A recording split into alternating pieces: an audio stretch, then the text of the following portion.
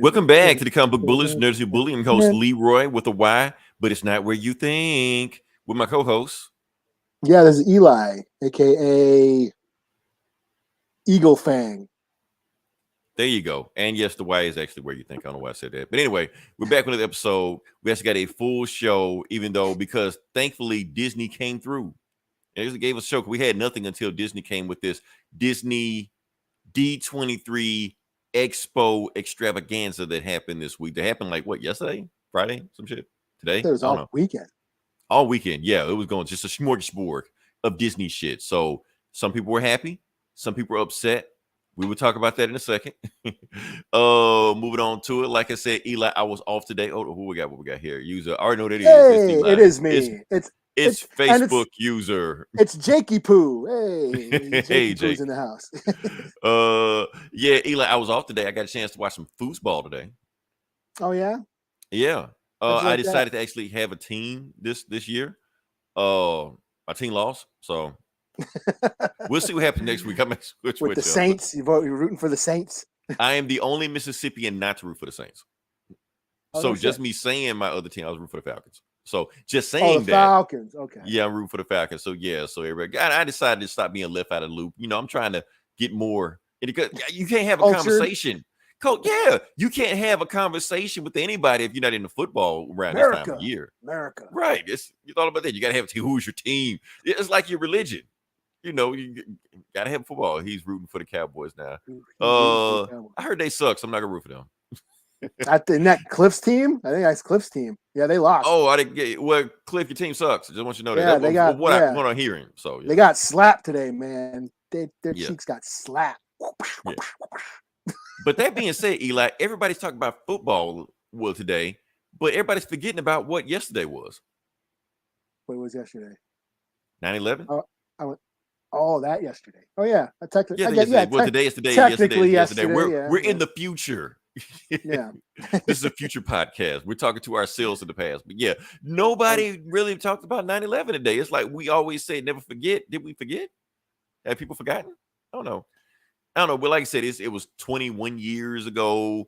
The kids coming up today have no clue what we were going through when we went through that shit. So yeah, so you just had to be there. Some super villain shit. Yeah. Yeah. So that being said, before we move on into the stuff that people want to talk about, let's talk about some people who don't want to talk about. Because we got to pay our respects, Eli. We have to pay our respects. What? To the Queen. Oh shit! We got to talk about it. If we talk about Joe Jackson, we're gonna talk about the Queen. You can go ahead. Okay, I'm gonna talk about the Queen. Okay, so like I said, of course, this week, Queen Elizabeth here playing my toys and shit. Right, smoking a cigarette in the back. You drinking, celebrating this shit. Like I'm just saying, like, okay, so Queen Elizabeth died. Like I said, Eli, we have some listeners in England, so we have to talk about it. So do we? We did. I checked the analytics. We got like our 2% of our listeners come from England. So yeah. Wow. So that's like one person. So yeah. That's like that's freaking me out, man. Maybe like half a person. I don't know. People are, don't look. No. So I know, there's a celebration all around the world. People are upset. People are crying. They say the rainbows and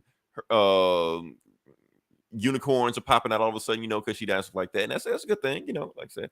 So, like I said, Eli, the Christian in me wants to wants to respect the dead, wish her happy 96, whatever like that.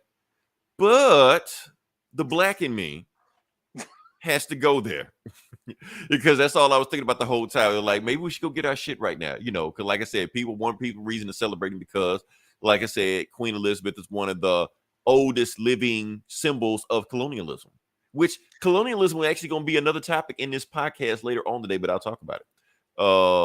Queen had a rockin' what? Okay. We ain't king. That's a man. weird Whatever you're into, man. fetish. Yeah. Okay. Yeah. But yeah. Okay. But here's the thing, Eli.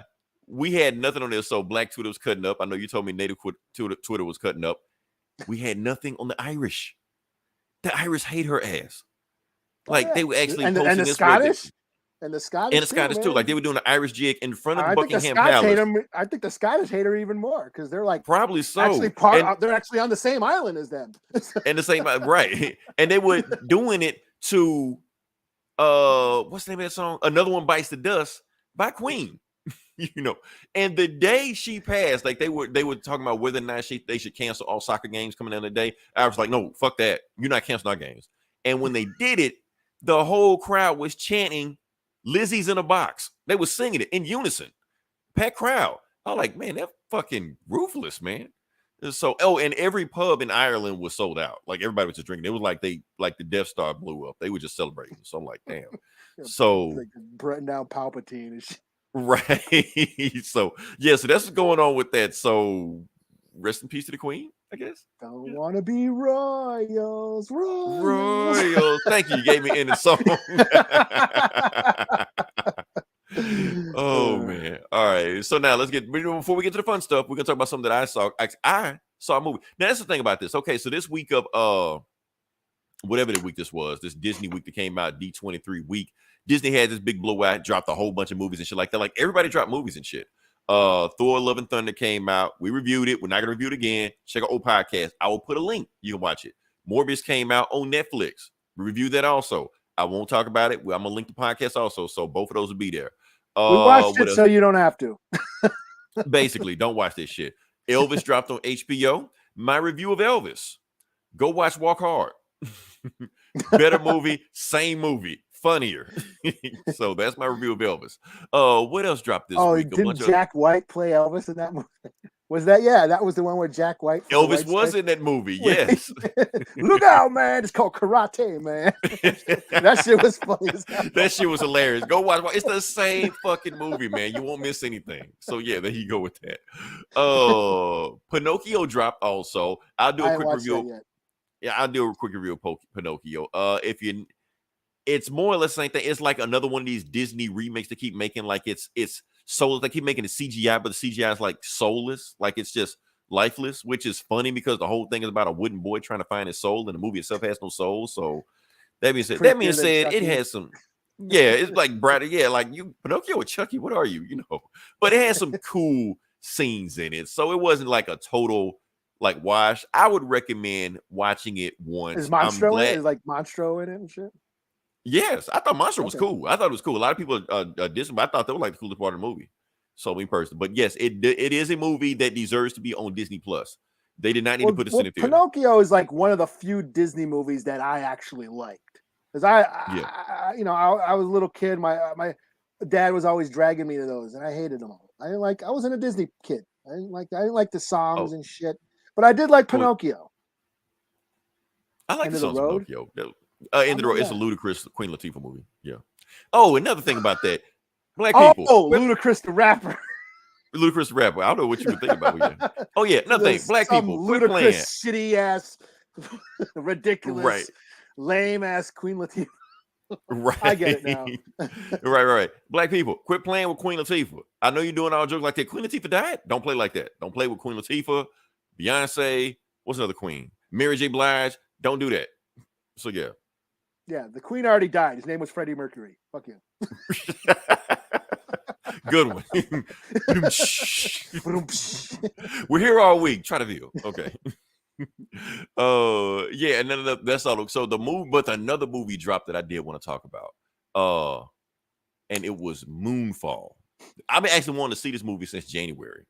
And now it finally dropped on HBO. Oh, so is this the other disaster movie or some shit? Yes, and the plot of the movie is the moon fell. The moon was going to fall on Earth. So yes, another disaster movie made by the same guy that makes all those disaster movies. So it's the same disaster movie guy. The disaster movie guy. And it's the Independence Day 2012, day after Friday or whatever. Yeah, all this shit. It's there. So my thing is this. It's exactly what you think it is. Here's the thing. The movie is bad. I knew the movie was going to be bad. The question is, how bad is it? Because that's the thing I wanted to know. Well, is it fun? Everybody, that's the question. A shitty movie can be fun to watch. And that's the thing. I was like, because I know it's going to be shitty, but I want it to be shitty. Is it shitty? And I'm sorry to tell you, Eli, it's not shitty. It's just regular shitty. It could have been shitty. So It flirted with shitty. Yeah, like Howlin' 2 is just a piece of shit fucking movie, but goddamn, is it fun to watch? Right, that's the thing. But it's not that. But it wants to be that. It just didn't get there, and that's the part that hurts. Because here's the thing: the movie starts off like 30 minutes in. It starts off like every other shitty disaster movie. The guy, you got that conspiracy theorist, loser that stays at home with his mom, and nobody believes him. It turns out, everything he was saying was correct. That guy. You got the matter of fact, I'm gonna show you who's all in the movie, just people don't know. You got Patrick Wilson, the hero, of course, he's the white guy. Halle Berry's in the movie, so the movie's shitty, and the fat guy, which he's gonna die. So I'm spoiler alert. Come on now, it's not Patrick Wilson's not gonna die. So yeah. So that's the movie, and they say the greatest lines over, that God help you if you're wrong. God help us all. Shit like that. I love shitty dialogue like that. So all that's in there, and the fact Halle Berry and Patrick Wilson need a Oscar for saying these shitty ass lines with a straight face like they did. That's the thing. Has a podcast. Yeah, so he was gonna die. Because Hollywood hates people with podcasts. I'm telling you that right now. So they ever make a movie of us, Eli, you can tell what they're gonna do. So yeah. But here's the thing where the movie changes. It goes from a shitty disaster movie, and it felt like the screenwriter halfway through like finished snorting his line of coke. And then the movie just goes off the rails and goes into a completely different direction where you're just like, what the fuck? That's what you wrote. Okay, that's the direction we're going with this movie. Okay, because spoiler alert for anybody that hasn't seen the movie. I'm going to just spoil it for you. You've seen it, you haven't seen it, whatever like that. The moon is alive, Eli. The moon is attacking us because it was infected by a parasite from a billion years ago. Yes, it's Cybertron. What's the fucking transformer that transforms? It basically was Cybertron. It felt that Unicron. Where's going? Unicron. Whatever he is, it felt like that the moon was alive, coming for us to kill us, and the moon was like sneaking up on people, like when they were going in space, and it turned around, and the moon like peeking at him and shit, like, oh shit, we gotta get out of here. The moon's coming for us, like. It's a monster Galactus movie with the has moon. Arrived. Like, what the fuck is happening? And then they got all kind of lore and shit. Billions of years ago, the moon did this, and it's really AI, and it's hit whatever like that. And then the movie had a nerve to have sequel bait at the end of it. I like the nerve of you, movie. The nerve of you. But it went there. So it's like the movie wanted to be Sharknado. It flirted with being Sharknado, but it was like it didn't have the balls to be Sharknado. It played it too safe. Like, if you're gonna go there. Now, if it was just a shitty movie and just went balls out with because they started doing stupid shit like the moon is coming to the earth, so gravity's all fucked up. But they didn't really play with it like they should have. So like the really crazy shit didn't happen to the end, like when a girl like picked up a tree and just hurled that shit, or they're like jumping like 50 feet in the air because fuck gravity. They don't do that shit to the end. I'm like, y'all could have did this shit earlier. Fuck gravity. We know the movie doesn't make sense. Make it not make sense. And it held back too much. It played it too safe. So that's my only problem with the movie. Like, you could have been shitty, but if you was like shitty, I would have recommended it. But the point is now I can't recommend it because it wasn't shitty enough. You need more gravity and stuff. I feel like it was missed up. Exactly. That's my whole point. It wasn't shitty enough. Just go bonkers. And the movie was scared to do that.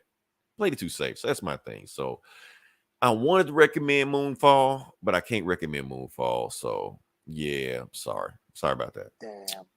Missed opportunity. But yeah. That being said, we can get to what we were talking about. Let me drink some water. I talked too much about Moonfall. We can talk about the Disney D23 Expo Explosion Extravaganza.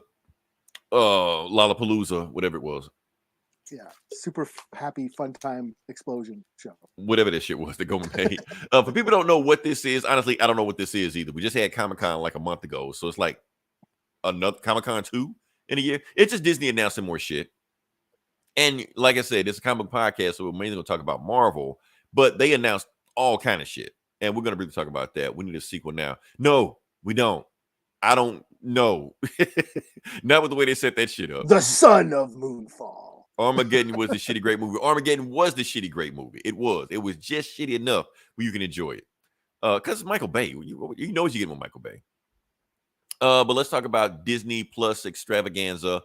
They dropped a whole bunch of shit. We're gonna talk about what the easy shit they talked about first before we like dive into it. Like I said, one of the first things they announced, like I said, we talked about Pinocchio. Oh, not no Moonfall. That. Talk about Little Mermaid. And Eli, you already know. You already know. You already know. I'm not gonna go there. Internet lost its shit. So yeah, the usual suspects. What else we talk about? Did we talk about Indiana Jones? Where's your guy? Sure. Old man Jones. Yeah, old man Jones. He's like 80 something, 70 something. I don't know what he is, but he's up there. He's up there. And your boy's in it. No, actually, your boy's not. Is he in it or not in it? No, I think he was just there. I think he was just there. He's going to be in a Marvel show. So he was there chilling with him. Okay, so he just saw him part of your world. Stop saying that shit. He's still quoting that shitty ass movie. Oh man, there was so many good bad. There was some good bad lines in the movie. You know what? I take it back. I recommend Moonfall.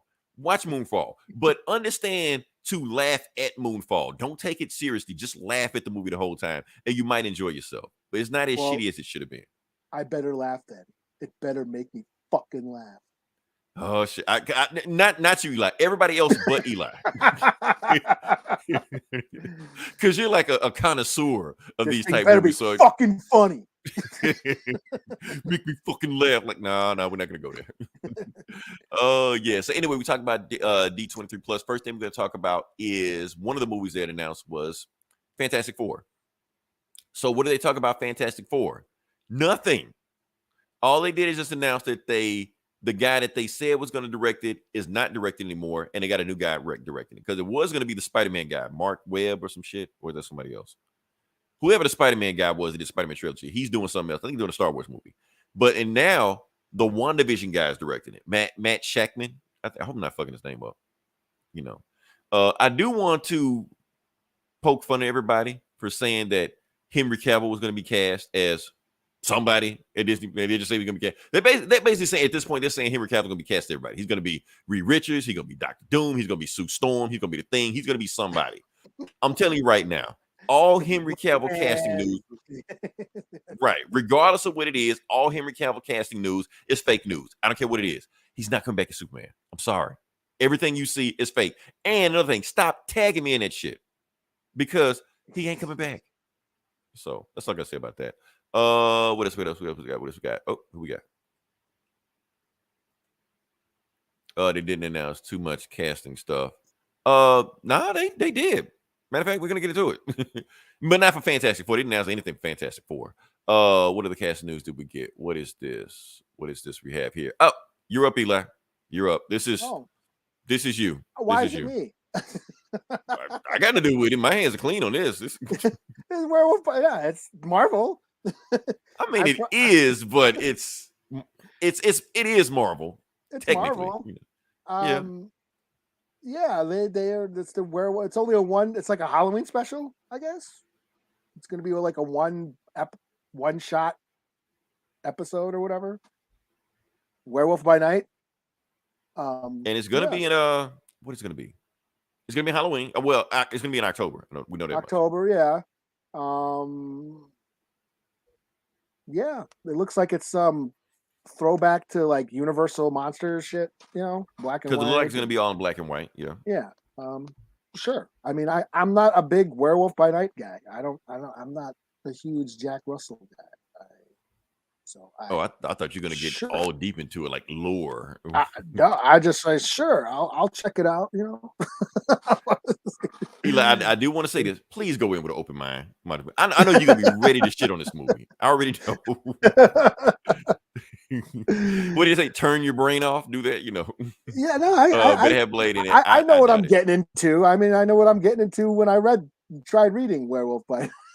I don't have much hope for any of the horror stuff they have. Yeah, that's the thing. So, like I said, this is Marvel horror. This is PG-13 horror. So anybody Marvel expecting, horror, right? Quote unquote. Quote unquote. So don't expecting, whatever expectation you have in your mind, temper it. That's pretty much what we say with any Marvel property nowadays. Any expectation you have, temper it. That's. We're grading Marvel on the scale now. It's not going to scare you. You can watch no, as long as not. You know what? Marvel knows that this might scare me, so of course Marvel's not going to go all out. We might scare Leroy. Let's calm down. Let's do just enough. But I guess there's like they said, I don't know, there's screenshotting Man-Thing is in it, I guess. They're saying Man-Thing is in it. They're saying Elsa Bloodstone is in it. They've been pushing Elsa Bloodstone hard in the comics, so I knew she was going to be a thing eventually. Yeah, and some guy named Zombie. Did they have a guy named Zombie? Yeah, there was like an old zombie comic back in it. I guess, but his name is Zombie, so it's not like zombies. Just it's him, like it's Zombie. Yeah, it is me, Zombie. Like, okay, I never heard of you, but okay. So yeah, so that's gonna be a thing. So yeah, Werewolf by Night is gonna go in. I'm gonna go in with an open mind. I'm not gonna have expectations. I'm not gonna expect anybody's guts to get ripped out of no shit like that. It's just gonna be Marvel. It's gonna be Beetlejuice or like some Tim Burton, fluffy Tim Burton. It's not gonna be Beetlejuice. I guarantee it's not. Beetlejuice is too high of a bar. This is Marvel. I'm just saying, like in that vein, like unless Beetlejuice scared you. Beetlejuice didn't scare me, but I'm just saying Beetlejuice has some moments, but it won't even be that. I'm not saying Beetlejuice scared me, but I'm just saying like that, the same sort of tone, like just kind of stupid and fun, that's what I'm thinking. Okay, stupid and fun. I'm thinking, but I'm thinking like as far as like jump scares, they're gonna be like, okay, you see Beetlejuice, dial it back. Pee-wee. Oh no, I was gonna say Pee-wee's Big Adventure, but that scared you too. I'm still traumatized from that. I might need to see somebody on that. What do we got? Okay, I got this for you also, Eli. They showed Echo. Oh, okay. No shit. Did they do that? Yep. See, I didn't even watch the whole thing, so I don't even know. I guess they did. And what they're saying, like Echo is done filming. Okay. Cool. Yeah, so it's done filming. They're ready to go. We're hot right now. We're kind of in vogue right now. It's fashionable. We're gonna be zombie films on this. Not a zombie film. They just got a guy named Zombie, so it's like one zombie. Like I said, this is Marvel. There's zombie movies on Disney. Not gonna happen. Unless Zendaya is singing it or some shit. I don't know, She's going out with a zombie or some shit. They had that movie. That was actually a pretty good movie. I saw that movie, but yeah. Are you talking about Warm Bodies? Warm Body, that what it was cool if I had some Albert Costello versus Dracula shit. I'd actually watch that. Wait, that's a thing. That's a thing, isn't it? Yeah. Yeah. That's a thing. Meets the Frankenstein, the Wolfman. Yeah, there was a few Abbott and Costello. I'll watch a zombie musical. I would watch a zombie musical. I'm just saying. Michael Jackson's Thriller. That's what that was. That scared me. I mean, be honest. But I was young as fuck when I watched that shit. So when it first came on, I ran out of the house. Don't tell anybody, but I watched that video so much that I memorized all the dance moves. And whenever that video came on, I would sit there and dance. Oh, I know it too. We're not gonna do it, but yeah. I think we almost did, like in high school, we almost did like that version for like Homecoming. We almost did the Michael Jackson dance, but I think they stopped us. Like we're gonna do the whole Thriller routine. But yeah, what do we got here? What's Echo about? It's about a dolphin. Dolphins, man. No, that's that Sega Genesis game. That is a dated reference, Eli. You named a Genesis game. What's up, nerds? What y'all know about Echo the Dolphin, motherfucker? Back in my day, we played Sega Genesis. We had 3 buttons. That was it. Oh, yeah. We had to have a wire attached to the console. You young whippersnappers know nothing about that. We had to put a big hunk of plastic inside another big hunk of plastic. We had 3 channels. And when the president came on, that was it. What are we talking about? Captain America. Let's talk about Captain America. Okay. So what are we talking about? Captain America? Oh, New World Order, Captain America thing. They announced that the main villain of that movie is going to be the leader. The same leader from Incredible Hulk, which means that I'm almost guaranteed, I'm almost positive that the leader's going to show up in She-Hulk. I'm pretty sure he's the big bad of She-Hulk. So that's one thing. Because remember when the Wrecking Crew said the boss is going to be mad if we don't do blah, blah, blah. So like, okay, there's a bigger guy out there. And I'm pretty sure that's what's going on. So that was our She-Hulk talk. So yeah. Carl, let me put away. He's back. Yeah, thank you, Mark Ealing for that. Oh yeah, so Carlum is back, going to be playing Isaiah Bradley, and they got Falcon coming back. So that guy, the Hispanic guy, he's gonna be Falcon in this. Remember the guy that we read the comics, I always skip his shit? Yeah, he's gonna be there. So yeah. So no, I don't think She-Hulk's gonna be Captain America, but Leader is in Captain America, and I'm thinking Leader is going to be in She-Hulk. So he's gonna be an after credit sequence and on the last episode. I don't think he's gonna be after credit. I think he's going to be in it. I think he's gonna be in it. He's gonna meet. I don't know if they're gonna fight with him like that, but he's gonna do his whole. I think he's gonna do like a whole monologue. Now She-Hulk, I'm gonna tell you my master plan. I think it's gonna be that, you know. So I think that's the. Yeah, I don't think it's gonna be an after credit scene. So yeah. Well, too bad no one's gonna see it because everybody hates that show. Right, even though they know everything about it. It's episode 4 in, you know, 4 episodes in, and they still doing these hour-long reviews of like, if you hate the show that much, I mean, really? Okay. So what do we got? Also got here, Thunderbolts. Let's talk about Thunderbolts. Okay. So yes, we already knew they were making a Thunderbolts movie, but now they announced the Thunderbolts roster. So you got the Contessa on the end, Ghost, Red Guardian is in this. I'm shocked about that. Yelena, we knew she's gonna be in it, but it looked like Yelena is the leader. Bucky's in it. John Walker's in it. Taskmaster's in it. Who's missing? Zemo. Don't see Zemo there. Rumors that Abomination was gonna be in it, so none of them in it. Bullseye. Where the fuck is Bullseye? I mean, you got all kind of names, and the Thunderbolts has a rotating roster. Hell, Hawkeye's been a member there, right? Members before. So that's what's going on with the Thunderbolts right now. People are saying that the Thunderbolts roster is too similar because if you count, you got 1, 2, 3, 4 super soldiers, technically 2 Black Widows and a Hydra agent. So pretty much everybody has the same power set. And they're like, okay, you could have varied this up more if you had different villains in there. You could have switched it up. I don't know, get Electro or some shit, and I don't know, somebody. But then that means that they need CGI. And right now, then they just have to hire the fight crew, the fight team. That's true. Now they just keep it simple, but you're right. So you ain't got to have Abomination because you ain't got to spend extra money on Abomination and stuff like that.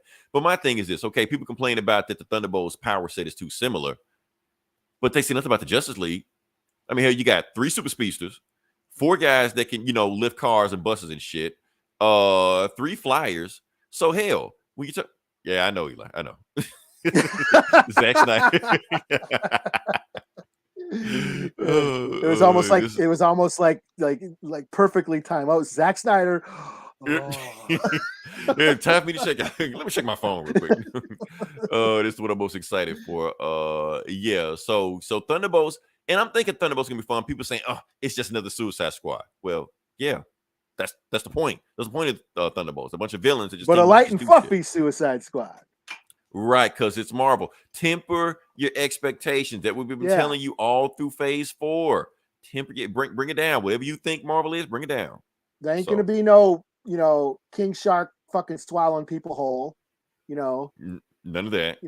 Motherfucker. Yeah. Winter Soldier and U.S. Agent aren't gonna be like trying to kill, like see who can get the bigger kill count. Right. It's not even gonna be an assassination mission. We're not gonna get that. No. Yeah, so they're not going to go to some third world country and it's going to be an American covenant. No, can't have any of that. They're not going to go to China, and assassinate somebody. You ain't going to do any shit like that. No, they got to please everybody. So, yeah. So, yeah, light and fluffy Suicide Squad. What else we got here? Loki. They announced Loki. Everybody thinking that Henry Cavill was going to be in that as a cameo of Captain Britain. I'm like, no. Stop putting Henry Cavill in everything. He's not going to be in it. But the reason we're putting that because your boy Short Round is right there. Like I said, he's there.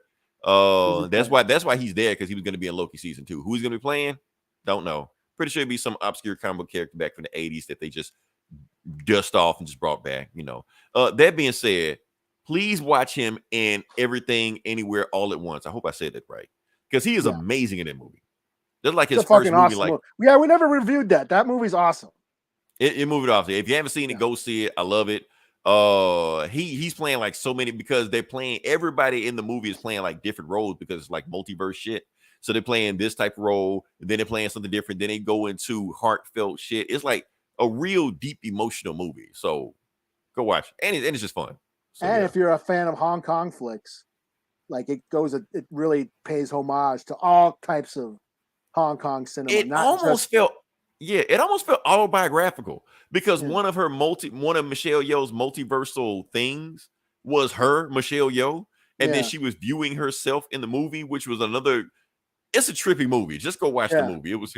Well, yeah, and it's not just like kung fu. It like dramas, like that scene with her, when they're all in the talks. That was like some Wong Kar-wai flick, Right.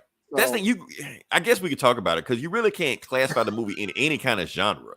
It's not a kung fu movie. It's got kung fu in it. It's not a sci-fi movie. It's got sci-fi in it. It's not it's a family drama. That's what the movie is more than anything else. Because yeah, at the heart of it, it's about her relationship with her family, and pretty much the multiverse is that what would happen if I did this with my family, did that with my family, even though I'm basically get my family back on track, and it's got just a lot of stuff going on. It's just watch the movie. Just watch the movie. It's awesome. yeah, Yeah. and it's low budget. They did this all low budget, and it's pretty clever how they, with minimal effects, they were able to pull this multiversal story off. And it's got its own rules, which they explain in like 5, 10, maybe 15 minutes. Yeah, Not even 10 minutes, like 10 minutes, 5 minutes. They explain the whole movie 5 minutes. You like, got it. Okay, that's rules. Got it. yeah, And you good. You don't need a whole 3 trilogy backstory to find out what's going on. To tell you, here's the rules. This is why I do the multiverse. This is what it is. Boom, go. Okay. In order to open that portal, you need 4 paper cuts between your fingers. and you get, man, the trophy scene. I'm not even going to explain it. I was like, ooh, they did that. Okay, but yeah. Anyway, we can move on past that. Let's talk about. It's funny too. And that part was hilarious. It's some funny scenes in it. Yeah, just if you haven't seen it, go watch the movie. It's awesome. Secret Invasion. Oh yeah. Didn't care. You know why I didn't care? Because Quake wasn't in it. That's why. Is she? I'm don't give me hope, Eli. Henry Cavill is Quake. I'll take it at this point. Just give me Quake. Henry Cavill in a wig. Okay, let's go. So, because the thing is, Marvel will not make Agents of S.H.I.E.L.D. canon. I had accepted that. I had moved on past that. I just like, damn, how you gonna have a Secret Invasion show that's supposed to be about S.H.I.E.L.D. and you're not gonna have any Agents of S.H.I.E.L.D. in there? So, damn it. So, I've moved on. I've accepted it. So, anything else we got to say about Disney Plus? Like I said, we ran through the Disney 23 stuff. I think we ran up through it, but anything else we got to add to that, or we're good? Or Willow looked pretty cool too. They showed Willow? I didn't see that. Yeah, they had a Willow trailer. I'll watch it. Is that dropping this year? I think so. Willow we did not get to see Val Kilmer. What was his name? Mad Mardigan. Didn't get to see him in the trailer. We did get to see his ex-wife though. What was her name? The redhead. She's still popping and still looking good. I just remembered there was a redhead, but I could not tell you what she looked like, who played her. Like I just remembered. And then he ended up marrying her. I think that's where they married. They got married for a while. Her and Val Kilmer. Oh, in real life. Okay, cool. Yeah. So, do you think Val Kilmer might be in the movie? I don't know. They didn't show him. But have you seen Val Kilmer lately? He not. Was a Top Gun. Was he? Yeah. Oh. Spoiler alert. Yeah. Oh yeah, I guess he was in Top Gun. Yeah. Like the old one. I don't know. I just. No, the new one. No, now? How'd he look? Yes. How'd he look? I didn't see it. I didn't see the movie. You told me not to watch it. Yeah. I just know he's in it. Well, I guess he's got a bit of girth now. So yeah, he's going through some things in his life. So So I don't know if he's. I mean, I'm not shaming the guy. I'm just saying I don't. Yeah. Are they? Is he in shape to be in Willow? That's all I'm saying. Or did they recast him? But So I don't know. We have to see. Damn it! It's something I'm trying to do that won't let me do it. Damn it. Anyway. What are we talking about? Okay, we move on past that. We can talk about the video game section because we move on past that. Even though we're still technically in D23, but it's something I want to talk about briefly in the video game section because we got to talk about they have announced a new video game. Oh yeah. Yeah, with Captain America and Black Panther, but it's in World War II, So, and I sat down, I watched like not a behind the scene, they had an interview with the people in like Mark Bernardin, the guy from Fat Man on Batman. Oh So yeah, yeah, yeah, he's yeah. writing this. Yeah, Oh he's no writing the shit. script of this. Okay. And the writer of Uncharted, like the Uncharted games, I think she's on it too, but I can't remember what she did. I don't know if she helped make the game or just wrote the game or like that. So it's gonna be like an Uncharted type game. And it's not just Black Panther and Captain America. See those two people on the end also, they're also playable characters. It's a 4-player game. So they announced who those people are. The soldier on the end is Gabe Jones. Now, if you don't know who Gabe Jones is one of the Howling Commandos.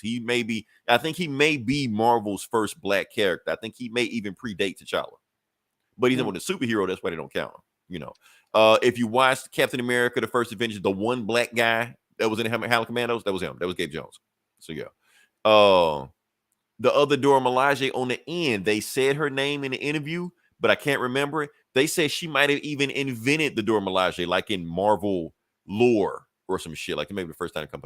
And they already confirmed that the Black Panther that's going to be in this one is Azari. Azari is T'Challa's. So this is World War II? World War II, yeah. So it's Captain America teaming up with T'Challa's grandfather. Oh, I would think the Dora Milaje would have been like hundreds of years old or something. Maybe I don't know. Like what do I know? What do I know? I don't know. Maybe some shit. Maybe it was. But I'm just according to what they said. Maybe I remembered it wrong. So that's my thing. So it's not T'Challa. This is the game that everybody was rumored that they were going to make. They're working on Black Panther game. Now this thing is that it worries me, Eli. It worries me. The reason it worries me is because we know they're killing T'Challa in the MCU because of Chadwick Boseman. Of course, he passed. So the Black Panther 2 is going to be that. But a lot of people are scared and fearful that Marvel is going to diminish T'Challa in every other medium also. Like not just movies, comics, video games, cartoons, whatever. Just get him out of there. Like I said, he's already been kicked out of the Avengers. If you didn't read the last Black Panther book, he's been kicked out of Wakanda. Like I said, this one, he's not in this one. So what's really going on here? Is Marvel trying to minimize T'Challa in this? And we already been reading the Black Panther, but they got that book coming out, the World of Wakanda book in November, where he's barely in it.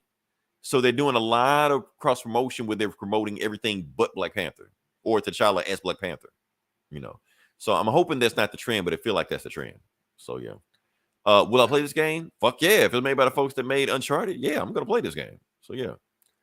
I need to replay that Avengers Assemble Black Panther DLC. I need to play that on there. People haven't found it because that's actually a pretty good Black Panther game on its own. So yeah.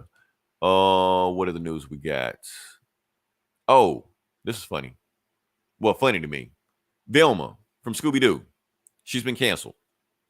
Okay. Because yeah, she's been canceled. Because if anybody had played the Multiversus game, that basically Warner Brothers version of Smash Brothers, Velma has a special move on that game where she calls a cop car and she calls police on you.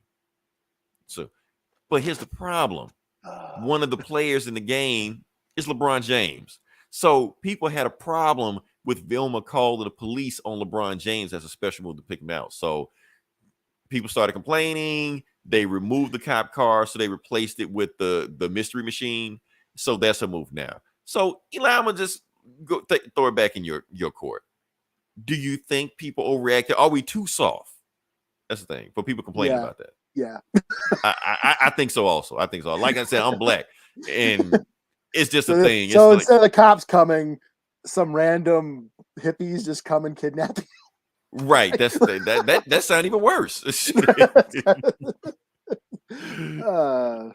Yeah, so that's the thing. So like I don't know about that, but it's already done, and I get Warner Brothers, because Warner Brothers was quick to change it. They changed like in a day when because of course they don't want to make waves, they're just trying to make money. So if people have a problem with a product of theirs, of course they're going to change it. But I think us as consumers, I think we got a little too out of hand over there. Just let it go. We don't need to cancel everything. And sometimes we just read too much stuff into it, because even on the old show, that's what they did. They called the cops at the end. So yeah, I don't know. Yeah, I mean, that's just people just let the internet make up their minds for them. Right. How am I supposed to feel? How am I supposed to think? Let me check Twitter. You know? It's easier for a hive mind to form with the internet, Yeah. basically. Yeah. Yeah.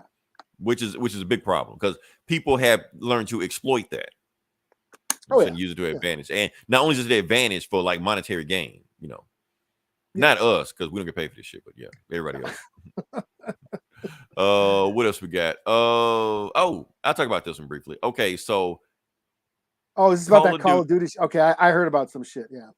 Okay, so basically what's going on with this is that, of course, if you don't know, Xbox, like Microsoft, bought Activision. And out of the many games that Activision owns, one of them is Call of Duty. So now Xbox owns Call of Duty. So what does that mean for what does that mean for PlayStation? Well, what it means is that they already are in a 3-year agreement with PlayStation. So for the next 3 years, don't worry, you will get Call of Duty if you have a PlayStation. So there's not a problem on that.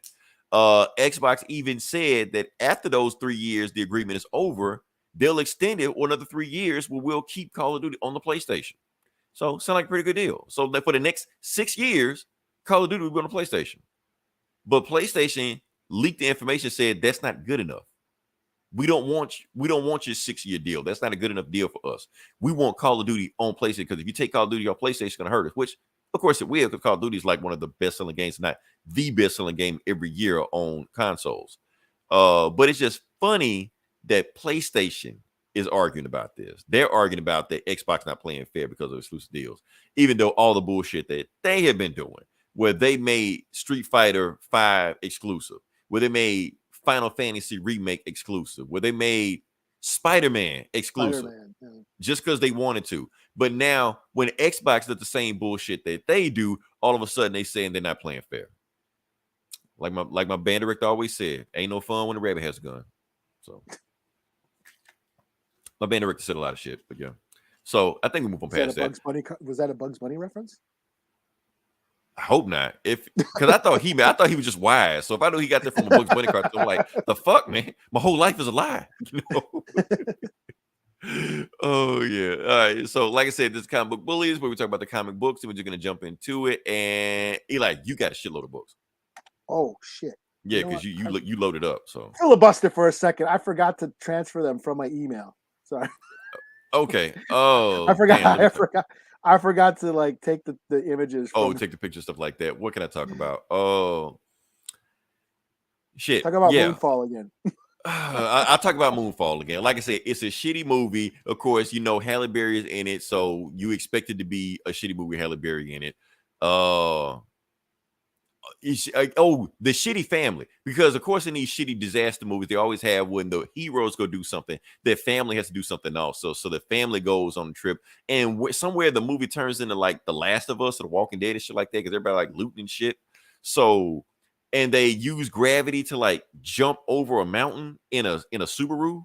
Was it a Subaru or something else? I can't remember what it was, but anyway, yeah, shitty movie, man. Well, but all those movies, there's always he's trying to find his kids, or it's the same movie. And another thing, I'm tired of movies villainizing the stepfather, or better yet, killing the stepfather. Hollywood does that way too much. There is nothing wrong with being a stepfather. For some reason, they always make the stepfather a dumbass, shitty, villainous, or just dumb enough to get himself killed all the time. So they just move him out the way so the estranged father can be back with the family. No, fuck that. That's stepfather. He been there with the kids. Stop treating him like an asshole. There you go. Okay. Thank you, because I started to rant after a while.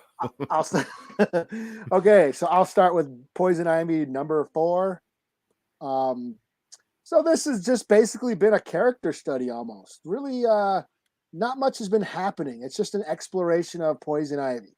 She and Harley broke up, but Poison Ivy is going around with this these spores or whatever, and infecting humanity. She's on another mission to just wipe out humans and save the earth, because humans are fucking it up. You know, hashtag Poison Ivy was right. Right. And that's what each issue just explores different topics of how humans are fucking up the earth. In this one, she goes to work for like this giant corporation that ships out products. So she's working in a warehouse, a shipping warehouse. Oh, okay. I thought you were alluding to something, but okay. I'm on page. She's this I'm big, up to speed. Okay. But giant corporation that exploits their workers. They complain about how they don't get. The boss is like, yep. If you need to pee in a bottle. If you got to do the other thing, wait till you get home. You know? Is the boss in space at the moment, or no? Okay. But he's an asshole, and he harasses the women, and she's like, okay, this guy needs to get got. So she ends up infecting him. Also, while she's working there, she's putting spores into every package. So when they get shipped out, they spread. She witnesses the boss harassing her coworker, so she goes and kills him, infects him, and turns him into a plant zombie guy, and then tells the woman, yeah, I killed that guy. You don't have to worry about that guy messing with you anymore. And she goes, oh my God, thank you. And then they start making out. So Poison Ivy takes her home or goes back to her place, and they have a smash session. And then she goes on about how not all humans are bad, or just her exploration of humanity. Like humans by themselves, as individuals, they can be kind and and good people. But it's when they as become a collective, they start ruining. Like here's this corporation that just all these people, they hate their job, yet they're still working there because they need the money, and they're just shipping out containers, shipping out all these products that are going to just end up in a landfill, using all these paper and all these natural resources, boxes and stuff, to ship them in, and it's just ruining the environment, and that's what she can't stand. So, and then at the end, the Green Man, like she gets the vision of the Green Man. Now I'm wondering who the Green Man is supposed to be now. Is it the Swamp Thing, or is it Floronic Man? Because she does mention Floronic Man. She mentions that the boss reminded her of Woodrue. So I'm like, who's she running from? Is it Swamp Thing? Is it Floronic Man? I don't know. But that's sort of like she's trying to stay one step ahead of the Justice League and the Green Man. Now, is it the Green Man? Is it Swamp Thing because he can go into the green? I don't know. Right. Or is it Jason Woodrue? I don't know. Because you really can't run from Swamp Thing. If Swamp Thing wants you, he can get you. Yeah. Because if it's a plant right there, he can just turn into the plant and boom. Yeah. And the Green Man, I don't know. Like the Green Man is like a reference to like the Celtic legend of the god of sort of rebirth and the spring and all that, so I don't know, but I felt this issue sort of picked it. I mean, it's been kind of stagnant the last couple issues. This one sort of really picked up the direction. This is more of a character study and less of a adventure. It's just Poison Ivy being reflective and having these inner monologues with herself as she ponders her situation, her relationship with Harley, her relationship with humanity, what she's trying to do, all that stuff. So it's a character study, but I feel like this issue kind of picked up. It's a cool little revenge fantasy, and it picked up a direction. Like it's got momentum going forward. So I'll give it a 4 out of 5. They haven't lost me yet. Cool. Okay. Damn, what should I do? You know what? I'm gonna do this one. Yeah. Okay. So the next book, first book I'm going to do is Dark Crisis on Infinite Earths, number 4. I'm kind of been in and out of this book, so I kind of know what's going on, but don't know what's going on. But I'm gonna do my best to kind of like fill in the blanks for myself. Like I said, the last time we left on the book, Deathstroke went crazy, started killing people and shit like that. Start saying if any hero decides to hero up, we're coming for you. That's basically what's going on right there. No, not that.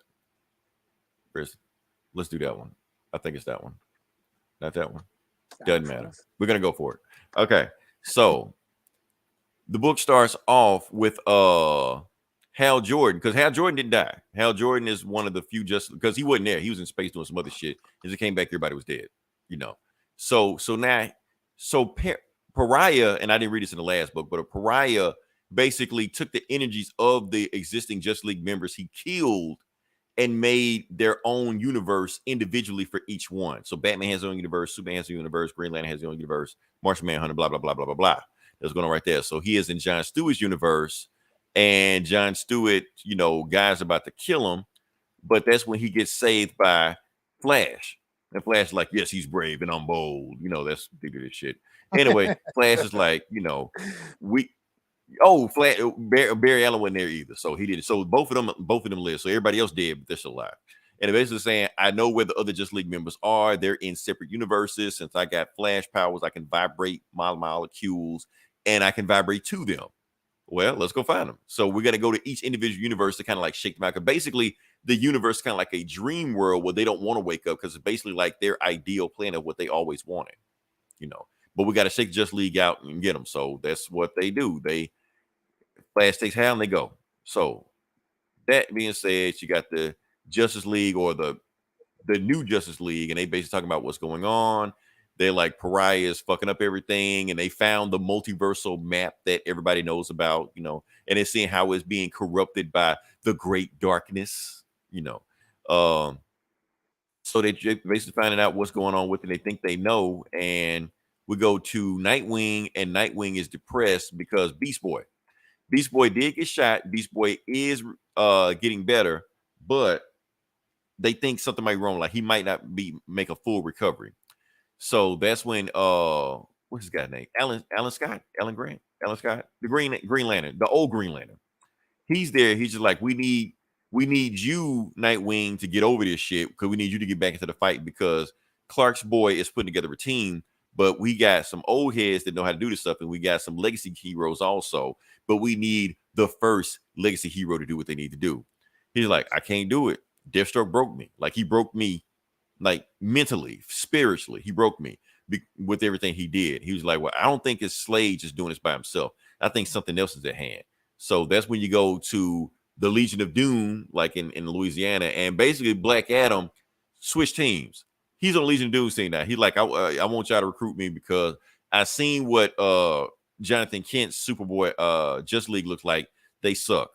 So I'm with you guys because when the great darkness comes, I know you guys have a better chance at fighting it than those guys do because they're gonna die. And that's when they're like, and they're like, oh yeah, Cheetah's like, why is Punchline here? Like, we supposed to be like the A team. We got C-listers on the team. And right. And I don't know if this is Joshua Williams like making fun of somebody, like, you know, but anyway, Lex Luthor's just like, look, we know what's going on. We've seen the future, and he has a map of it also. And I messed this up. I thought this was a jab at Jeff Johns, but Gomer corrected me. This is actually like tying into Scott Snyder's armor because I get the Omniverse and the Metaverse and the Time Sphere all confused because my DC shit is all everywhere. Gorilla Grodd is like, fuck this.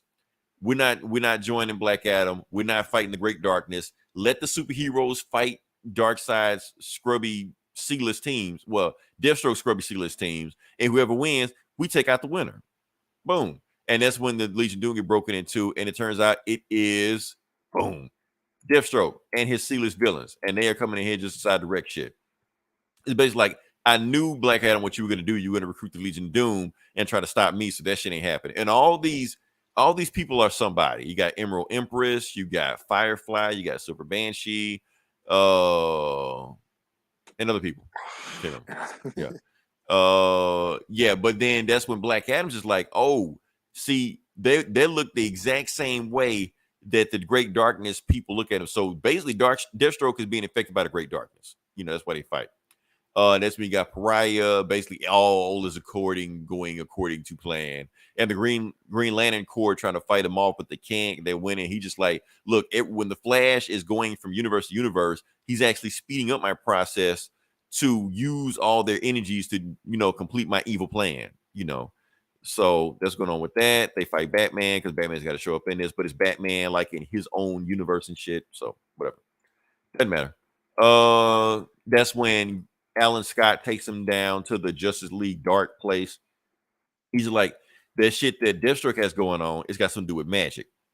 And that's when Jonathan Kent goes like, oh, y'all doing magic? Yeah, I'm gonna wait upstairs. I don't deal with magic. He's another Superman. They don't deal with magic. And that's when they see a face of Zatanna, because Zatanna died in the Great Darkness fight also. They basically teaming up to Justice League Dark to find out what exactly is going on. And Detective Jimp is depressed because the Justice League Dark died too, but people only care about the Justice League. So yeah. And that's when Swamp Thing shows up, and another Swamp Thing shows up. And basically talk about the Great Darkness, about how he's basically fought the Great Darkness before too. And he was supposed to have taken out the Great Darkness, but he didn't because he felt like it wasn't a threat at the time. So he felt like the Great Darkness isn't evil and isn't good either. It just is. So for the Great Darkness to do this shit, something else is at hand to make it do this. So good and evil are human concepts. Mm-hmm. A tornado isn't evil, basically just what it is. A tornado just is. Right. So basically the villains are fighting each other and shit like that. And that's when Lex Luthor realized that since Deathstroke is right here, the Great Darkness present is getting stronger. So realize the whole thing is tied to Deathstroke.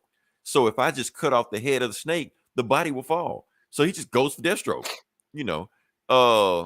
and since he's fighting in his war suit, the suit that's designed to, kick Superman's ass, like he just takes out Deathstroke like it's nothing, So right before he's about to, blast Deathstroke's head off, Prometheus sneaks up on him and he infects him with the Great Darkness and everybody else with the Great Darkness. And that's when Pariah's like, yes, my plan is coming together, because basically it's speeding up his plan to control the multiverse.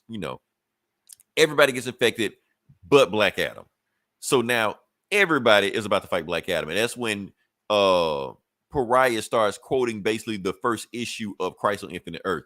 In the beginning, there was a Xeno Black Infinity. If you go to the book, it's the exact same quote. That's what he's doing. And he's basically showing how everybody's being infected, and he reaches into like that world thing or whatever, and then his hand pops out the other end, and so he's recreating another multiverse using the hand, using his hand as the hand of death. Because remember, you're not supposed to look at the hand. If you look at the hand, everything gets fucked up. That's what it is. So yeah, I guess, yeah. it's a lot of DC shit. It goes deeper. Like DC is its best and its worst when it's up its own ass. So that's what Dark Crisis is. So yeah, trying to see where it goes. But Flashpoint Beyond, Batman, whatever that new book came out, spoiled the ending of Dark Crisis. Basically, everything's gonna go back the way it was before anyway. None of this shit matters. Yeah. So what's got to go back to normal? Yeah. None of this shit. All that's gonna happen is that the regular universe. Is John Kent gonna go back to being straight? Everybody gonna. You can't uncork that bottle. It's like, you mean I fucked this dude for nothing? Like, no, that's the thing. Are they gonna have everybody's gonna have a whole brand new? Is it gonna be another rebirth? No, I'm thinking it's just from according to what that other book said, all the shit is going back to normal. Justice League gonna come back. Justice League will be a thing, and the other superheroes are gonna just be floating around, just whatever. But mainly the Justice League will be the Justice League, like the real Justice League. So yeah. So this is just some shit for whatever. Did you watch the new Harley Quinn? I did. That's what I was saying when you were talking about, because it reminded me of the Poison Ivy book you just read, where Poison Ivy was just flipping the fuck out, Yeah, and making how Bruce Wayne brought his zombie parents back. Right. They're zombies. And then Dr. Psycho like, oh yeah, I gotta get him on the pod. yeah, I gotta get him on the pod. Yeah. Are you sure? You sure they're all right? Because your dad just ate a cat. Oh man. So yeah, for people that haven't been watching Harley Quinn, watch Harley Quinn. Matter of fact, I'm thinking the season finale is right around the corner. It's next week, I think. Yeah. Oh damn. Yeah, that season makes me sad. Yeah, it just flew by, man. But yeah, like one of my favorite shows. I mean, that's like watching that. And season 3 is held up just as good as the other episode. Yeah, it's great. So, yeah. So yeah. Shoot, throwing it back in your court. So all right, I'm back to Marvel. I will do Alien #1. Another alien book from Marvel, who has taken over the Dark Horse rights. And I was skeptical about that, because I thought that it was going to be Disney-fied, but it can go hard. It can go hard when it wants to. As you can see, here's a fucking alien chopping a guy's head in half. Not even decapitating. He doesn't chop off his head. He chops off the top of his head, or top half of his head. Look at that shit. Oh, damn. That's some gnarly ass shit right there. So this book can go hard when it wants to. So this is a brand new arc, and that's another thing. This isn't really, we're not following a character arc. You know what I mean? Every arc is a different sort of story, just like the Dark Horse books. There really weren't any recurring characters. Sometimes there's some recurring characters here and there, but for the most part, all these alien books have been different story arcs, and they're like 20, 30 years apart from each other. So this story takes place like 10 years after the last book that I read, the last story arc. So this basically has synthetics. Okay. Those androids that bleed milk, or I say milk, but yeah. I know it's not milk. But yeah, the synthetics, they call them synthetics, the androids. Anyways, they're living on a planet. They get called in by a bunch of the Marines get set in. And it's a really cool action scene. It just starts out these you just think they're humans just, wandering around the planet, but then these soldiers come down, and then all of a sudden they start doing all the super fucking heroic shit, jumping high in the air and fucking breaking arms and shit. They got superhuman strength, and they start fucking up all these soldiers. Was that always a thing? Because I don't remember that being a thing. Yeah, they could. I knew they could these take ones damage. Yeah, these ones are actually soldiers. It turns out that the soldiers were there to basically call them back into action, that they were used for military operations. This group of synthetics. One of them's named as Eli. So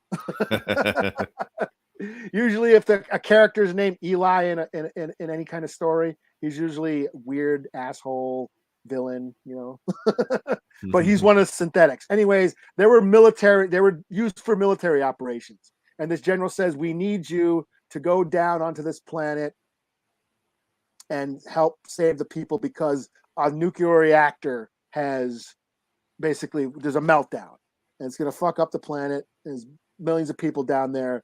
We need you to go down there and fix it, basically, and get this, and then treat the people who have radiation sickness.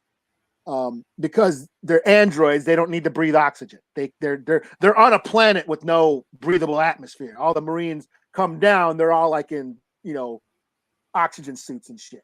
So these are, they're androids. They don't have to breathe oxygen. So you go into the fucking nuclear zone, fix the shit, and then treat all the fucking people with this serum. It turns out the serum is made from the alien DNA. So they got to go back to a site and collect some of that alien residue or whatever. Which this reminds me of, which one was it? Was it Genocide? One of the old Dark Horse books. There was a drug company was making a steroid out of the alien slime. It was like a super steroid. The government was using using it for soldiers and shit. And it reminds me of that storyline, But so, anyways, I'm on board for this. I think I'm into the aliens books. The art is cool, the story's pretty cool, and it holds up. It can get gory and brutal when it needs to be. So, 4 out of 5. Interesting. Okay. Because I see you've been liking the aliens book, so yeah. Yeah, they're not bad. And that cover is dope. That whoever did that cover, that's an alien ripping apart a synthetic. That's why he's all full of white. I think I know that guy. Sal LaRocca or something like that. Is it Sal LaRocca? I think he's doing the inside, but I think the cover artist. It's by somebody else. Okay. Yeah. But you can go ahead. Okay. All right. So next book I'm going to do. I'm surprised you didn't read this. Batman 27. 127. I did read it. Oh, you did read it. Okay, cool. All right. So I thought I was gonna be talking about by myself. So okay. No, I read it. Okay, cool. All right, so we got Batman 127. This is part 3 of Sale Phase, because we all know Batman has a contingency plan But what happens when Batman needs a contingency plan for himself? That's what this book is about, or the storyline is about. So yeah, written by Chip Zdarsky, everybody's favorite. So yeah, we're gonna just jump into it. The book starts off with actually a flashback with the aftermath of Tower of Babel, because we really didn't get an aftermath of Tower of Babel. People don't know what Tower of Babel is. That's when the Justice League found out that Batman got plans on all of them to kill him. That's what that is. And this was right after they voted on whether or not to vote him out of the Justice League or not. And when it came out, he was already gone. He'd already came back to the Batcave. So when he gets there, Superman flies after him like immediately. And Batman like, damn, you got here fast. He was like, look, why did you leave? Why didn't you stay there until we voted for it? He was like, look, man, if because I already knew some of you were going to vote me out anyway. So even if one of you voted me out, I don't need to be there. He was like, well, Batman, do you at least feel bad about what you did? He's like, no, I don't. Now get out of here so I can get back to work. And that's when Superman's just like, look, I didn't come here to talk to Batman. I can't even talk to Bruce Wayne. So you take that damn mask off, or I'm going to take that mask off for you. So yeah, he bitched out Batman. And Batman just like, fuck it, I'll take the mask off. He didn't have any plans and shit like that. He just talked to him. And he kind of apologizes. He was like, look, my fault. I didn't mean for Ra's al Ghul to get his hands on my shit and turn it on you guys. I should have did a better job of securing it. And that's what Superman's like, look, since you prep for everything, what happens when you got to control? Do you have a contingency plan for yourself? He's like, of course I got a plan. You're my plan. The Justice League is my plan if I go out of control. He's like, really? So since you plan for everything, you don't think the Justice League, you haven't planned for them already to take you down in case something go wrong? He's like, and that's when he realized that, yeah, maybe I do need to make another plan to take myself out. And that's when we get into the Batman of Zur-En-Arrh. Oh, fuck. Let me see how to explain this shit. Okay. So in the Silver Age, back in the 60s and 70s, whatever like that, Batman Zur-En-Arrh was actually like an alien on another planet that had Superman powers. But Grant Morrison revised him in the new 52, whatever like that, where he's a backup mentality or psyche for Batman. In case somebody tries to hack into Batman's brain or brainwash stuff like that, he's another personality. He's another personality that doesn't know that he's Batman. Or he knows he's Batman, but doesn't know he's Bruce Wayne. Batman's crazy. That's all you need to know. So he go and he just keeps calling Robin boy. So he activates some shit down at the bottom, because basically Batman and Zur-En-Arrh created failsafe. Batman didn't create failsafe. Batman Zur-En-Arrh created failsafe. But the thing is, Batman Zur-En-Arrh forgot how he made failsafe, so they don't know how to stop failsafe, which is the only reason he even switched to Batman Zur-En-Arrh. So basically, he's like, look, we need to get this shit ready. He's coming for us, so take this shit. He gave him some shit, and he's like, let's go. Wait, what is that? A Zur-En-Arrh Robin costume? Okay, didn't know that. Failsafe is there, busts through the Batcave. He's scanning for him, finds them, and that's when, he shoots a rocket at him, doesn't stop him, and he throws Robin a lightsaber, and they go, they fight with lightsabers. Yes, I was playing Duel of Fates when this scene was going on the whole time. So yeah, they were fighting, and then he's just like, it ain't even working on them because Batman built failsafe that lightsabers don't work on them, I guess. So he kicked the shit out of both of them. So they take off running. They were like, man, we can't stop this guy. We gotta get the hell out of here. So basically, Robin throws a distraction. He distracts him just enough they can go topside, to the top part of the manor. Because basically Batman was already fucked up. And it looked like failsafe. I didn't read the last book, but it looked like failsafe fucked them up too, like the Bat family, or he did some shit to get the Bat family out of there, so they can't even help Batman right now. And that's when he's on the phone with Barbara, and he's just like, Barbara, we need backup. We need. He like, don't worry about it. I got it. Just get to safety. So while they're doing that, they get to the top part of the manor. And Tim is just like, look, we gotta stop failsafe. And so he does it, but all he's doing is just slowing them down. It ain't stopping them, You're trying to think what basically like and theatrics are powerful agents to the uninitiated. Right. So and I did like this part. Failsafe is fucking with Batman right now because he knows he's the Batman Zur-En-Arrh. Since he's a different personality, he doesn't think he's Bruce Wayne. He's purposely destroying like photos of of his family to see if it'll get to Batman Zur-En-Arrh. Let me see if Batman's really there. So then he goes for the picture of Alfred. And that's what draws him out. Stay away from Alfred. So Batman's in there somewhere. Well, Bruce Wayne's in there somewhere because obviously he don't want him to touch Alfred. So he fights him again. It doesn't matter. Throws him through a wall. Robin gets at him. Doesn't matter. Kicks him aside. Shoots some rockets at him. Rocket dies. And he just like, and that's when, Zern-R is still there, but he's getting his ass kicked also. It doesn't really matter. He's bad. He's like, I don't give a shit about Robin. Robin's just another soldier in my army. And that's when the real Batman, like the Batman in his psyche, fights for control. He was like, okay, you're losing the fight and you're losing yourself. So Batman is there in his head. It's like, basically like Bruce Banner and the Hulk. Basically like that. So the real Batman is fighting for control to get control of his own mind, and he takes over. So he's like, you're not going to talk about Robin like that. He's not a soldier. He's my son. So, and that's when he flips the switch, and now the real Batman is here, and Failsafe knows it, So he gets Robin out of there, crashed through the building. He was like, look, get out of here. I'm going to fight this guy by myself. I can't have you fight, because if you get killed, I'll never forgive myself. So that's when Failsafe's like, bring your ass. So he snatches him back into the manor, and they go one-on-one. They fight some more, and Batman's just like, I wonder if I programmed him to have weaknesses in his knees. So he stabs him in the knees, but it doesn't work because Batman is too smart to know not to put weakness in his knees. So he just kicks the shit out of him, right?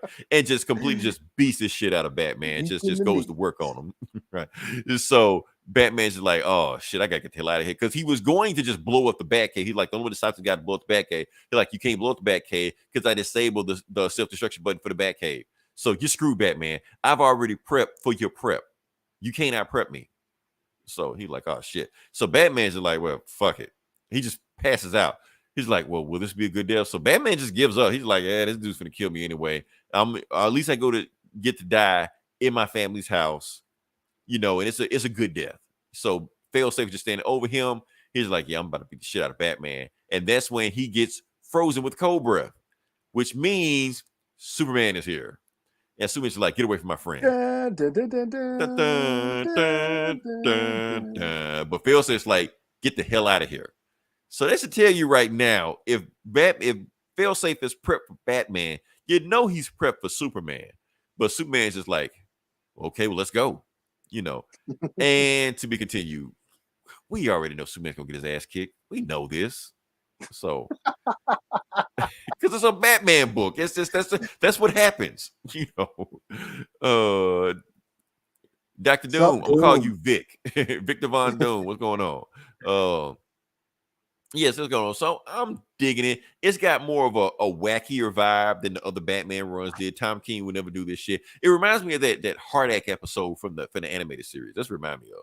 Okay, when they started building like killer Batman robots and shit. Mm-hmm. So it reminds me of that. Batman with a lightsaber. I thought it was all right. Yeah, I don't know. Maybe after that Harley episode, I was like, yeah, that's the thing, because Chip Zdarsky is going in a different direction. He's doing a different tone than the other Batman do. So I'm trying to get used to it. This ain't Tom King. Scott Snyder didn't even go this way. And Scott Snyder went weird in his run, and he didn't go this weird. Like, this is Batman with lightsabers, and he brought Batman Zern-R. Yes, this is Grant Morrison, but I'm trying to think, did even Grant Morrison go this weird? What am I talking about? I didn't think it was God. Yeah, he went that weird. Yeah, I didn't really think it was weird. I'm just like, oh, Batman's fighting a robot.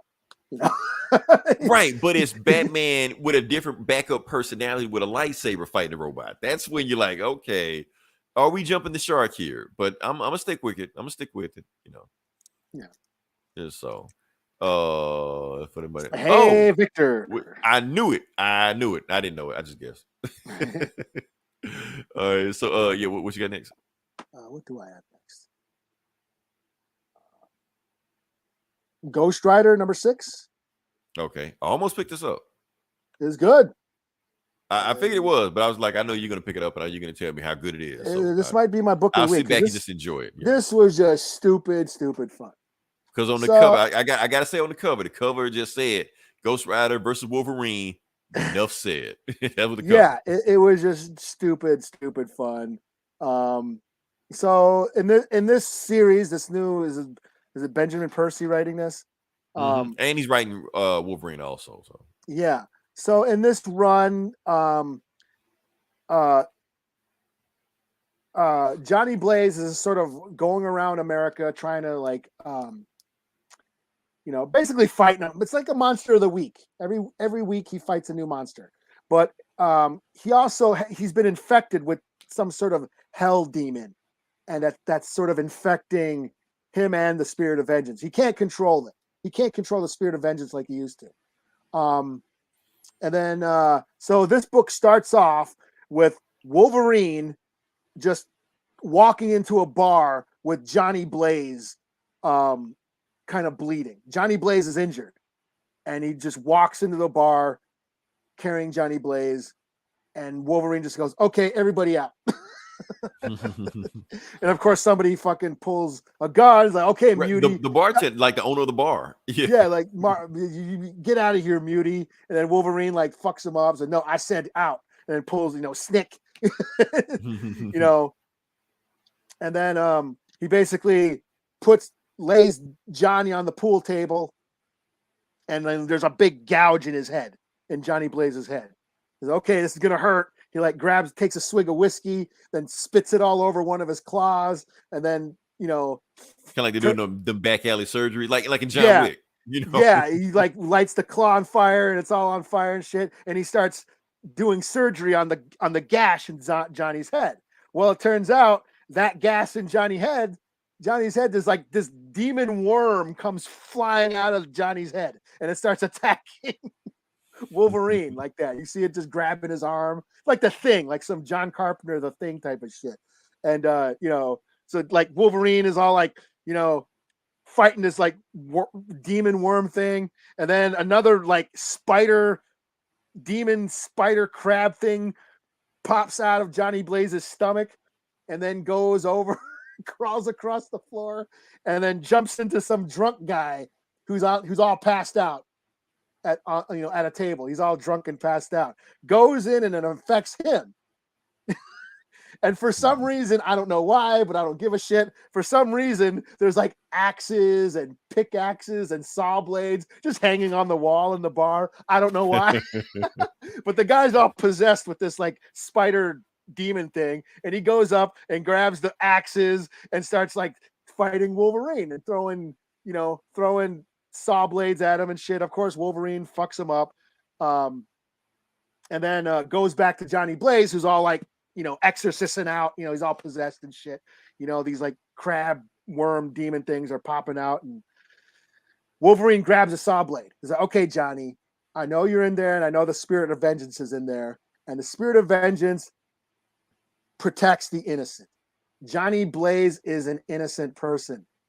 He needs protection, so he puts the saw blade in front of Johnny's face, in front of his eye, and then he sees the reflection of Johnny in the saw blade. So then the spirit of vengeance sees that Johnny Blaze is being attacked. So then this Ghost Rider manifests itself. He flames on, comes out as Ghost Rider, and then that's when the fight starts happening. The spirit of vengeance is like, yo, you got to save Johnny. You're being infected by this demon, blah, blah, blah, blah, blah. And they start fighting. And Wolverine ends up fucking him up, cutting him out and then burning it out, and then finally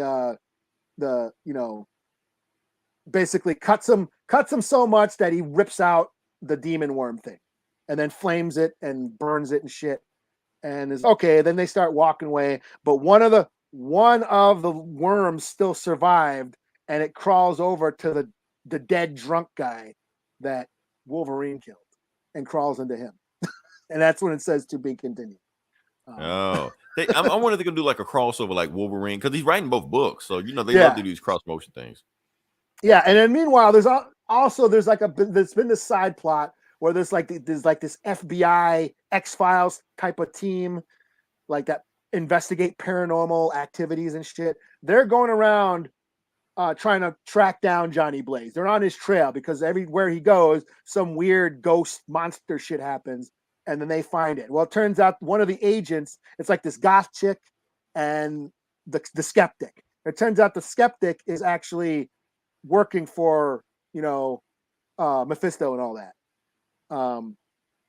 And then so he's right about to kill the agent, but then the Undertaker shows up and saves her.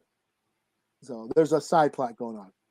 But this main story was the Wolverine fight with Ghost Rider, and it was just dumb and stupid and all this like fucking body horror shit that I thought was dope.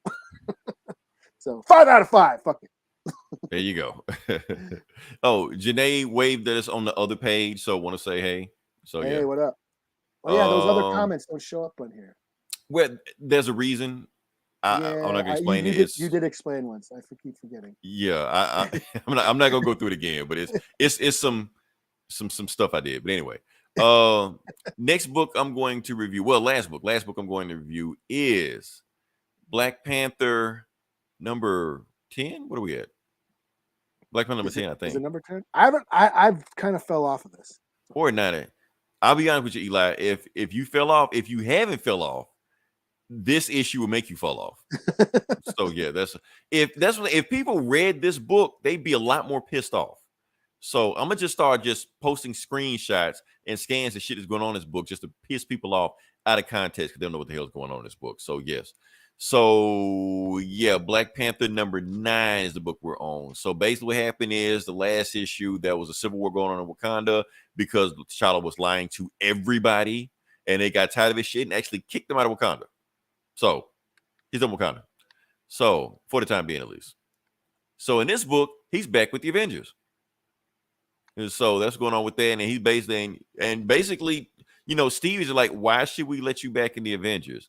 He's like, don't worry, I can keep my shit together. I ran this team before. I was bankrolling this team before. I can keep the thing going, you know. And basically just like, well, okay, well, can you at least tell me why you left the team in the first place? And the child's like, nope. They're like, well, damn, why should I even let you even back on the team? Let's leave the team. Before they getting this back and forth, you know, that's when Thor shows up. Be like, it's a guy outside. Y'all need to see this shit. And Captain Marvel said the same shit. Like, y'all seeing this shit? So they go outside and there's some trippy shit, hallucinating shit going on. And it turns out it is this guy. So this guy is a controller of the monsters they fought in the first issue of Black Panther. You know, and he's got these concubines with him. All these are his wives. Which he's first riding issue? The very first issue. Yeah, the first issue of this run.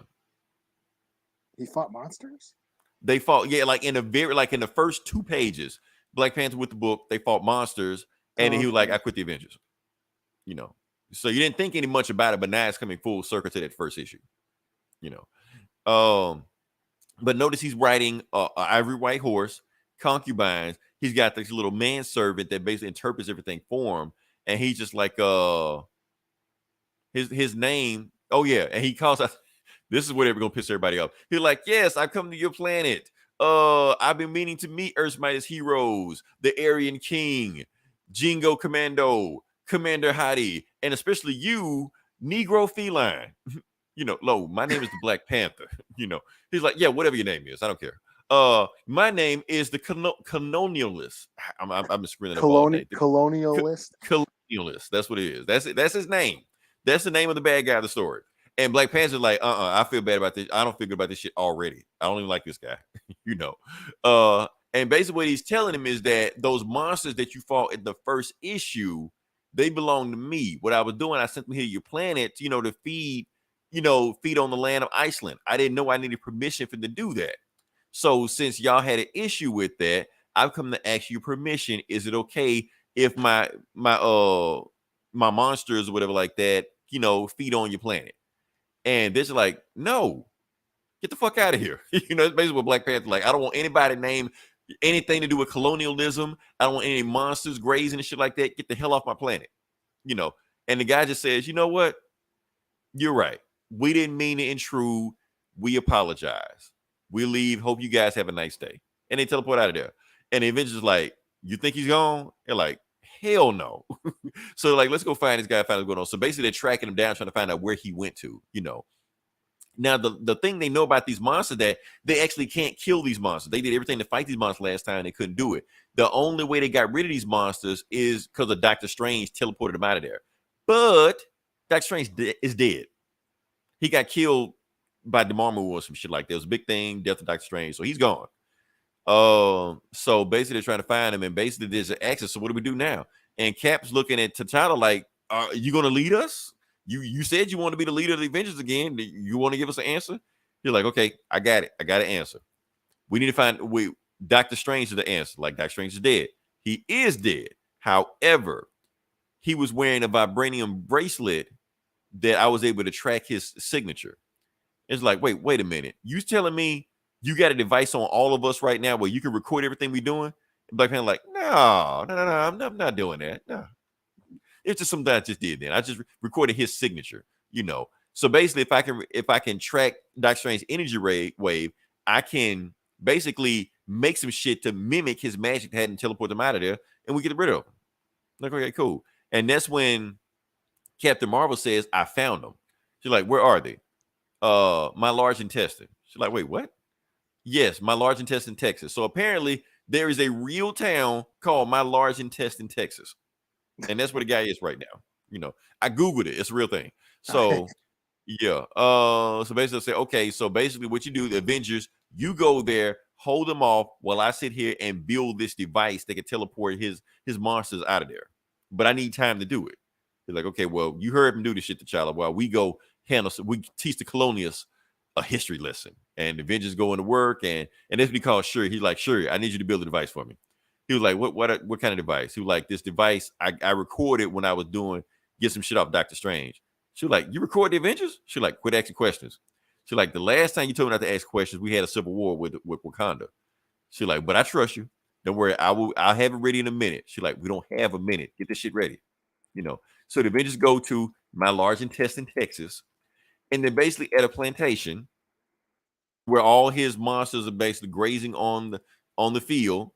And basically Captain America's like, let's run them out of town, and they go there, and yeah, they want you to think everything you're thinking right now.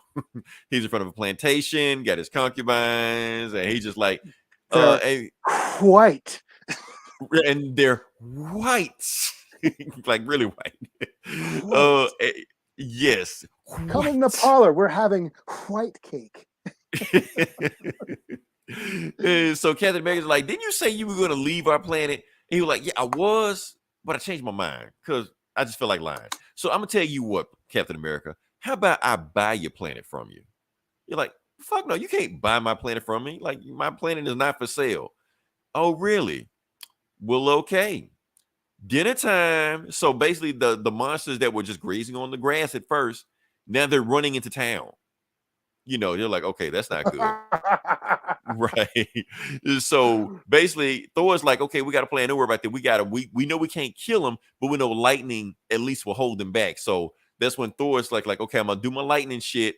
And Captain America wants you to catch lightning with your shield and do the shit we normally do and bounce off over and get him. He was like, don't worry, me, Thor.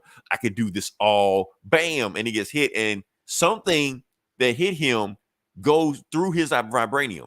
So the Colonialist has called his army. He was like, if y'all not gonna buy my army, if y'all not gonna sell me the planet, I'm gonna take your planet. So we know where we're going with this. So it's like, oh shit. So basically these guys have the technology to cut through vibranium.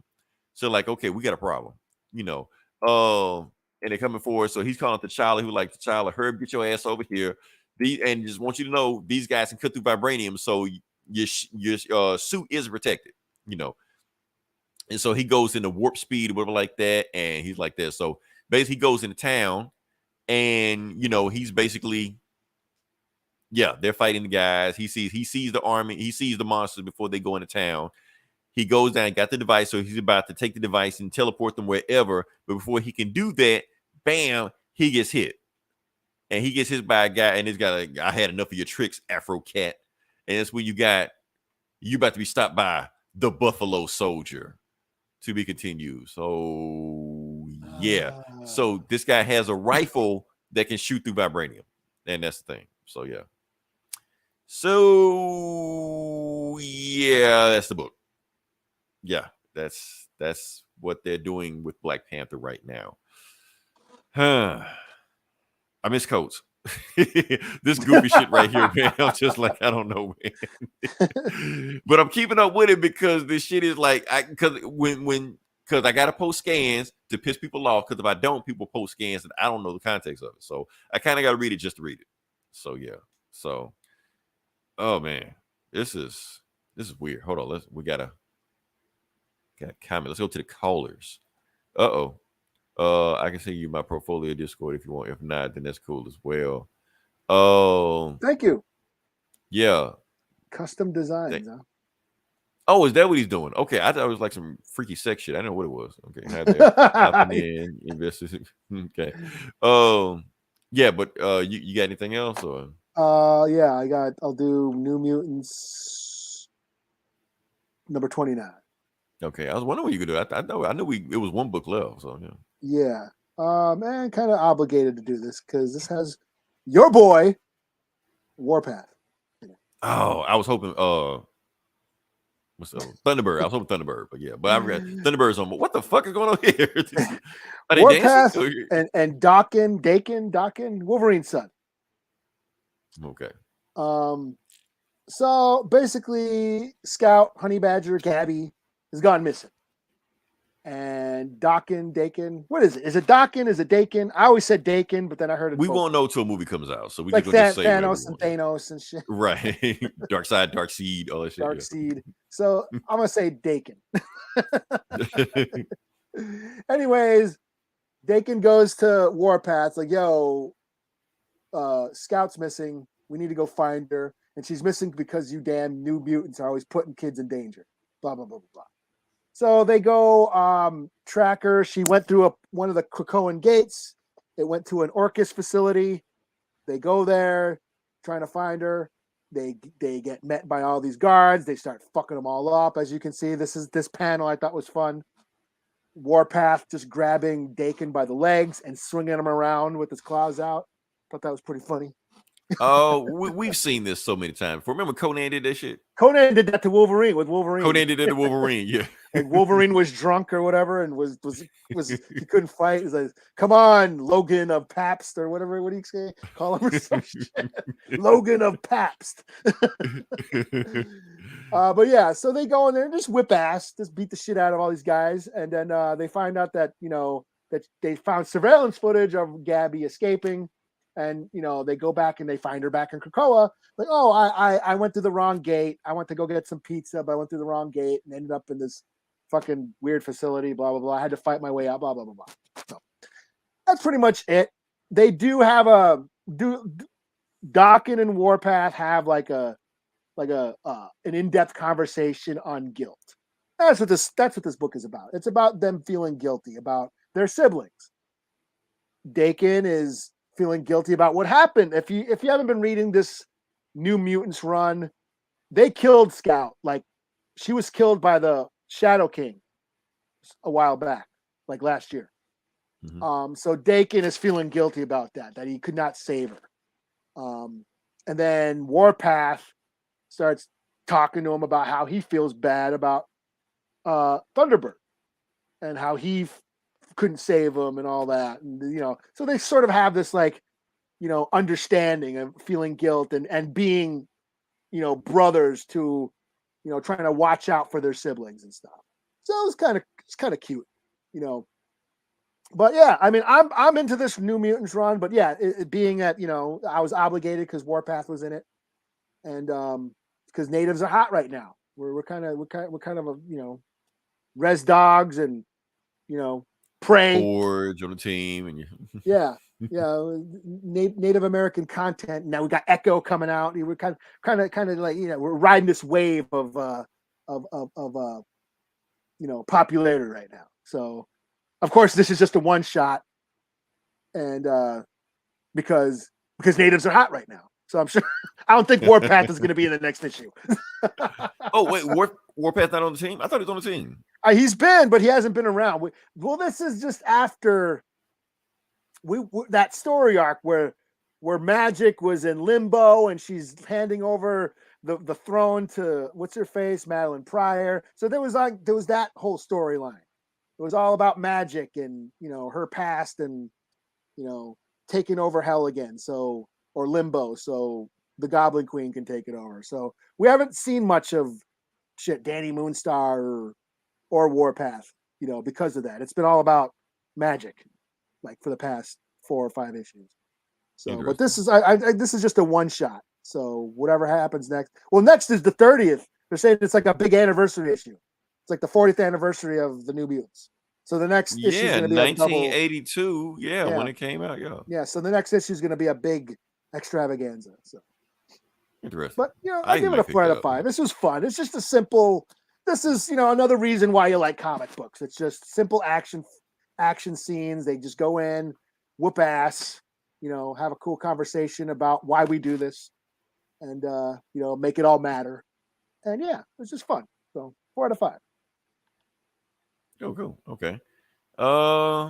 Think we're all booked out. I got nothing left. Yeah, I'm booked out.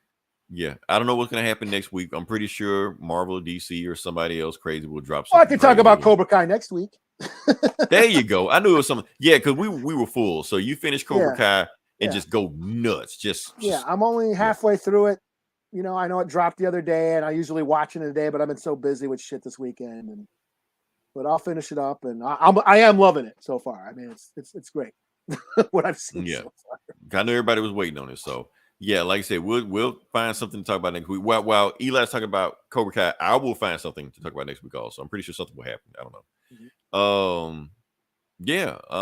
Appreciate everybody coming in. Like I said, like, share, subscribe to the podcast, put it out there, comment, leave a rating. We don't get enough ratings on here also. A good rating. Until then, this is Leroy. This is Eli. We'll talk to you guys next week. Same bullet time.